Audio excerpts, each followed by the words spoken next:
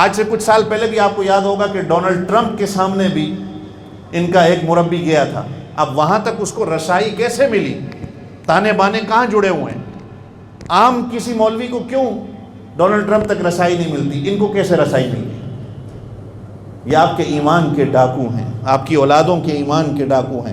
خواب غفلت سے نکل آؤ، اپنی اولادوں کو ختم نبوت اور اس 7 ستمبر، جیسے میں نے کہا 6 ستمبر یوم دفاع پاکستان، جو ہمارا جغرافیائی تحفظ کا دن ہے کہ دشمن کو ہماری سرحدوں کے اندر آنے سے روکنا ہے، اور 7 ستمبر یہ قادیانیوں کو غیر مسلم ڈکلیئر کرنے کا دن کہ ہمارے دین کے اندر، ہماری شریعت کی سرحدوں کے اندر یہ اپنے پنجے نہ گاڑیں.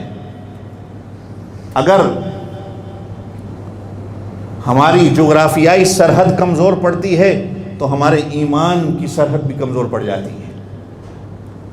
علامہ اقبال مرحوم نے 4 مضامین لکھے ہیں قادیانی کے حوالے سے کہ یہ صرف اسلام کے نہیں، یہ وطن عزیز پاکستان کے بھی دشمن ہیں. پتہ نہیں آپ میں سے یہ بڑے جتنے ساتھی بزرگ بیٹھے ہوں گے ان کو پتہ ہوگا، ایک وقت میں ان کا وزیر خارجہ ظفر اللہ یہ قادیانی تھا، اور اس کے منصب میں آنے پر، اقتدار کے آنے کے بعد داخلی طور پر اور خارجی طور پر جو ہمارے ملک کو نقصان ہوا، شاید اتنا نقصان کبھی نہ ہوا. یہ ظفر اللہ وزیر خارجہ جو گزرا ہے یہ احمدی قادیانی تھا. تو مولانا غلام غوث ہزاروی رحمۃ اللہ علیہ نے یہ سارے کاغذات، اس کا پورا رجسٹر بنا کے ان کے حوالے کیا. اور ایک کتاب مرزا کی ایسی تھی کہ جس میں مرزا ملعون نے لکھا تھا کہ جو مجھے نبی نہ مانے وہ حرام کا نطفہ ہے، حرام کی اولاد ہے. یہ کتاب چھپی تو تھی لیکن بعد میں اس کو چھپایا گیا.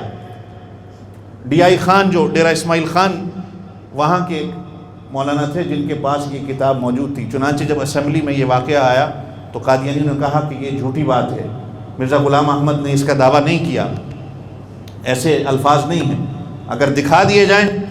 حضرت مولانا مفتی محمود صاحب رحمۃ اللہ علیہ نے اس وقت کے سربراہ مملکت ذوالفقار علی بھٹو کے سامنے کہا کہ میری بات سن لیں، اگر یہ ثابت نہ کر سکیں کہ مرزا غلام احمد قادیانی نے یہ لکھا ہے تو مفتی محمود اپنی موت لکھ دے گا. اپنے علماء کی کبھی قربانیوں کو پڑھیں، اپنے علماء کو، بزرگوں کو سمجھیں. جیسے میں نے کہا کہ ہمارے بزرگ نہ ہوتے تو آج ہمیں ختم نبوت آپ کو بھی نہ پتہ ہوتا. یہ ختم نبوت کے صدقے ہی سب کچھ آج ہو رہا ہے. یہ تو اللہ حضرت والد صاحب کی عمر میں برکتیں دے. حضرت مولانا منظور احمد چنوٹی جو مجاہد ختم نبوت ہیں ان کو ہانگ کانگ میں بلایا. پتہ نہیں آپ میں سے کوئی ساتھی یہاں تھے اس وقت جو یہاں آئے اور انہوں نے قادیانیت کا اصلی چہرہ ہم سب کے سامنے رکھا.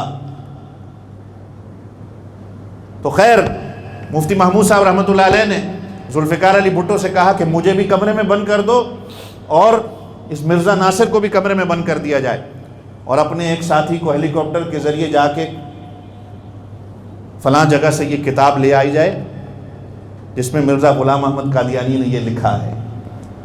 چنانچہ وہ کتاب منگائی گئی.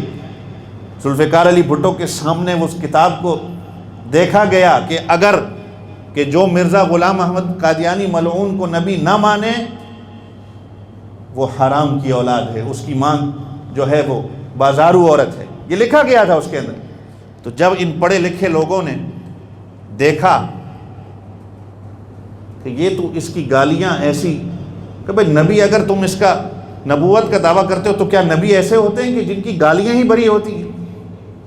کوئی نبی ثابت کر دو آدم علیہ السلام سے لے کر حضور پاک صلی اللہ علیہ وسلم تک کے جس نے گالیاں دی ہوں، نعوذ باللہ.